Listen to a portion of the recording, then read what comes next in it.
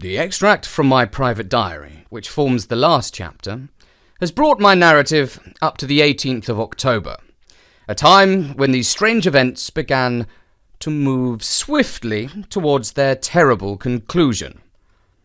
The incidents of the next few days are indelibly graven upon my recollection, and I can tell them without reference to the notes I made at the time.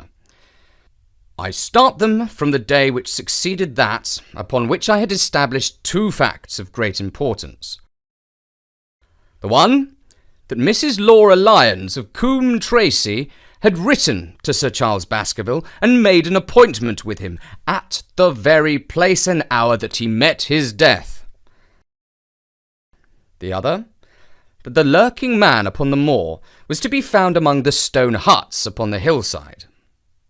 With these two facts in my possession, I felt that either my intelligence or my courage must be deficient if I could not throw some further light upon these dark places. I had no opportunity to tell the baronet what I had learned about Mrs. Lyons upon the evening before, for Dr. Mortimer remained with him at cards until it was very late. At breakfast, however, I informed him about my discovery, and asked him whether he would care to accompany me to Coombe Tracey. At first he was very eager to come, but on second thoughts it seemed to both of us that if I went alone, the results might be better. The more formal we made the visit, the less information we might obtain. I left Sir Henry behind, therefore, not without some prickings of conscience, and drove off upon my new quest. When I reached Coombe Tracey, I told Perkins to put up the horses, and I made inquiries for the lady whom I had come to interrogate. I had no difficulty in finding her rooms, which were central and well appointed. A maid showed me in without ceremony, and as I entered the sitting-room, a lady who was sitting before a Remington typewriter sprang up with a pleasant smile of welcome. Her face fell, however, when she saw that I was a stranger, and she sat down again and asked me the object of my visit. The first impression left by Mrs. Lyons was one of extreme beauty. Her eyes and hair were of the same rich hazel colour, and her cheeks, though considerably freckled, were flushed with the exquisite bloom of the brunette, the dainty pink which lurks at the heart of the sulphur rose. Admiration was, I repeat, the first impression, but the second was criticism. There was something subtly wrong with the face, some coarseness of expression, some hardness, perhaps, of eye, some looseness of lip, which marred its perfect beauty. But these, of course, are afterthoughts. At the moment, I was simply conscious that I was in the presence of a very handsome woman, and that she was asking me the reason for my visit. I had not quite understood, until that instant, how delicate my mission was. "I had the pleasure," said I, "of knowing your father." It was a clumsy introduction, and the lady made me feel it. "There is nothing in common between my father and me," she said. "I owe him nothing, and his friends are not mine. If it were not for the late Sir Charles Baskerville and some other kind hearts, I might have starved for all that my father cared." "It was about the late Sir Charles Baskerville that I have come here to see you." The freckles started out on the lady's face. "What can I tell you about him?" she asked, and her fingers played nervously over the tops of the typewriter. "You knew him, did you not?" "I have already said that I owe a great deal to his kindness. If I am able to support myself, it is largely due to the interest which he took in my unhappy situation." "Did you correspond with him?" The lady looked quickly up, with an angry gleam in her hazel eyes. "What is the object of these questions?" she asked sharply. "The object is to avoid a public scandal. It is better that I should ask them here than that the matter should pass outside our control." She was silent, and her face was still very pale. At last she looked up with something reckless and defiant in her manner. "Well, I'll answer," she said. "What are your questions?" Did you correspond with Sir Charles? I certainly wrote to him once or twice to acknowledge his delicacy and his generosity. Have you the dates of those letters? No. Have you ever met him?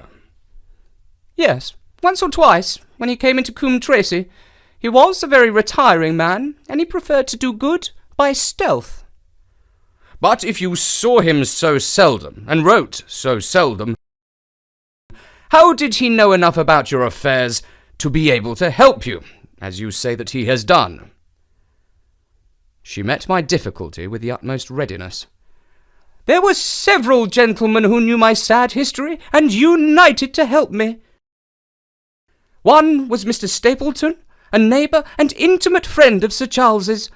He was exceedingly kind, and it was through him that Sir Charles learned about my affairs. Not on the very day of Sir Charles's death? The flush had faded in an instant, and a deathly face was before me.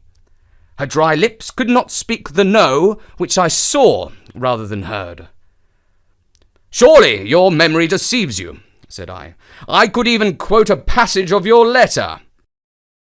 It ran, Please, please, as you are a gentleman, burn this letter, and be at the gate by 10 o'clock.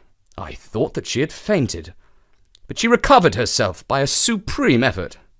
Is there no such thing as a gentleman? She gasped. Do you think a woman could go alone at that hour to a bachelor's house? I never went. Mrs. Lyons. No, I swear it to you on all I hold sacred. What was that? That is a private matter. I cannot tell it.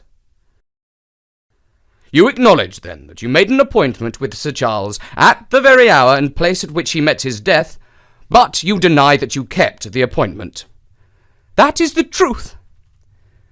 Again and again I cross-questioned her, but I could never get past that point.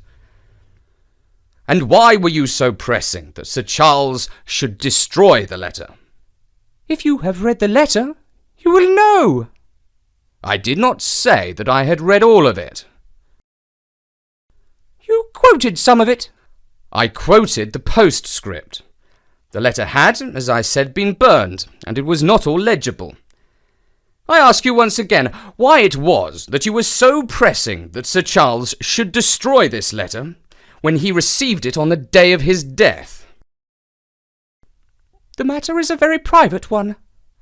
The more reason why you should avoid a public investigation. I will tell you then. If you have heard anything of my unhappy history, you will know that I made a rash marriage and had reason to regret it. So I should have done had I not seen his death in the paper the next morning. The woman's story hung coherently together, and all my questions were unable to shake it. I could only check it by finding if she had, indeed, instituted divorce proceedings against her husband at or about the time of the tragedy. It was unlikely that she would dare to say that she had not been to Baskerville Hall if she really had been. For a trap would be necessary to take her there, and could not have returned to Coombe Tracy until the early hours of the morning. Such an excursion could not be kept secret. The probability was, therefore, that she was telling the truth, or at least part of the truth. I came away baffled and disheartened.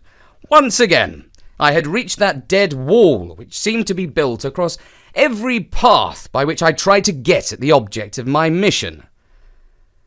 And yet the more I thought of the lady's face and of her manner, the more I thought that something was being held back from me. Why should she turn so pale? Why should she fight against every admission until it was forced from her? Why should she have been so reticent at the time of the tragedy? Surely the explanation of all this could not be as innocent as she would have me believe. For the moment, I could proceed no further in that direction, but must turn back to that other clue which was to be sought for among the stone huts upon the moor, and that was a most vague direction. I realised it as I drove back and noted how hill after hill showed traces of the ancient people. Barrymore's only indication had been that the stranger lived in one of these abandoned huts, and many hundreds of them scattered throughout the length and breadth of the moor. "It is a great day for me, sir, one of the red-letter days of my life," he cried with many chuckles. "How on earth did you do that?" "Look it up in the book, sir. It will repay a reading. Frankland versus Morland, Court of Queen's Bench. It cost me £200, but I got my verdict." "Did it do any good?" "None, sir, none. I'm proud to say that I had no interest in the matter. I act entirely from a sense of public duty. I have no doubt, for example, that the Fernworthy people will burn me in effigy tonight. I told the police last time that they did it that they should stop these disgraceful exhibitions. The county constabulary is in a scandalous state, sir, and it has not afforded me the protection to which I am entitled. The case of Frankland versus Regina will bring the matter before the attention of the public. I told them that they would have occasion to regret their treatment of me, and already my words have come true." I stared. "You don't mean that you know where he is?" said I. "I may not know exactly where he is, but I'm quite sure that I could help the police to lay their hands on him. I know, because I've seen him with my own eyes. The messenger who takes him his food." My heart sank for Barrymore. It was a serious thing to be in the power of this spiteful old busybody. But his next remark took a weight from my mind. "You'll be surprised to hear that his food is taken to him by a child. I see him every day through my telescope upon the roof. He passes along the same path at the same hour. And to whom should he be going except to the convict?" Here was luck indeed, and yet I suppressed all appearance of interest. A child! Barrymore had said that our unknown was supplied by a boy. It was all on his track, and not upon the convicts, that Frankland had stumbled. If I could get his knowledge, it might save me a long and weary hunt. But incredulity and indifference were evidently my strongest cards. I should say that it was much more likely that it was the son of one of the moorland shepherds taking out his father's dinner. His eyes looked malignantly at me, and his grey whiskers bristled like those of an angry cat. "Indeed, sir," said he, pointing out over the wide-stretching moor. "Certainly, there is a boy who seems to have some secret errand. And what the errand is, even a county constable could guess. But not one word shall they have from me, and I bind you to secrecy also, Dr. Watson. Not a word, you understand?" "Just as you wish." "They have treated me shamefully. Shamefully! When the facts come out in Frankland versus Regina, I venture to think that a thrill of indignation will run through the country. Nothing would induce me to help the police in any way. For all they cared, it might have been me, instead of my effigy, which these rascals burned at the stake. Surely you're not going? You'll help me to empty the decanter in honour of this great occasion." But I resisted all his solicitations, and succeeded in dissuading him from his announced intention of walking home with me. I kept the road as long as his eye was on me, and then struck off across the moor, and made for the stony hill over which the boy had disappeared.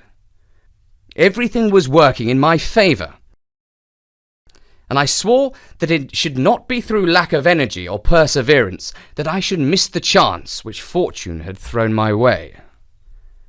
The sun was already sinking when I reached the summit of the hill, and the long slopes beneath me were all golden green on one side and grey shadow on the other. A haze lay low upon the furthest skyline, out of which jutted the fantastic shapes of Belliver and Vixen Tor. Over the wide expanse there was no sound and no movement. One great grey bird, a gull or curlew, soared aloft in the blue heavens. He and I seemed to be the only living things between the huge arch of the sky and the desert beneath it. The barren scene, the sense of loneliness, and the mystery and urgency of my task all struck a chill into my heart. The boy was nowhere to be seen, but down beneath me in a cleft of the hills there was a circle of old stone huts, and in the middle of them there was one which retained sufficient roof to act as a screen against the weather. My heart leapt within me as I saw it. This must be the barrow where the stranger lurked. At last my foot was on the threshold of his hiding place.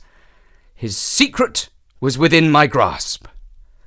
As I approached the hut, walking as warily as Stapleton would do when with poised net he drew near the settled butterfly, I satisfied myself that the place had indeed been used as a habitation. A vague pathway among the boulders led to the dilapidated opening which served as a door. All was silent within.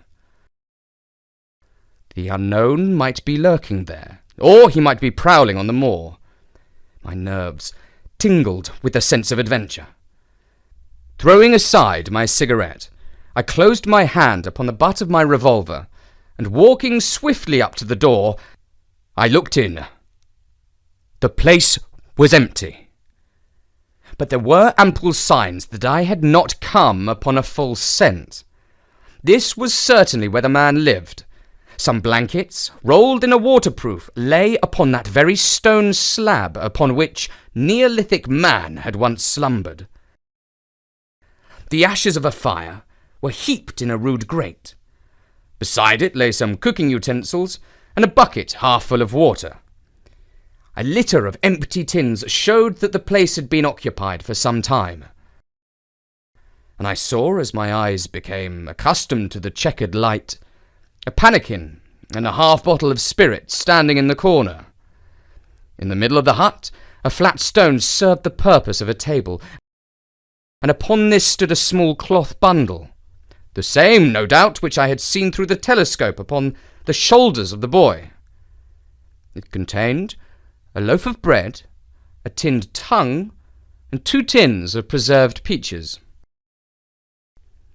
As I set it down again, after having examined it, my heart leapt to see that beneath it there lay a sheet of paper with writing upon it. I raised it, and this is what I read, roughly scrawled in pencil. Dr. Watson has gone to Coombe Tracy. If there was one report, there might be others, so I looked round the hut in search of them. There was no trace, however, of anything of the kind, nor could I discover any sign which might indicate the character or intentions of the man who lived in this singular place, save that he must be of Spartan habits and cared little for the comforts of life.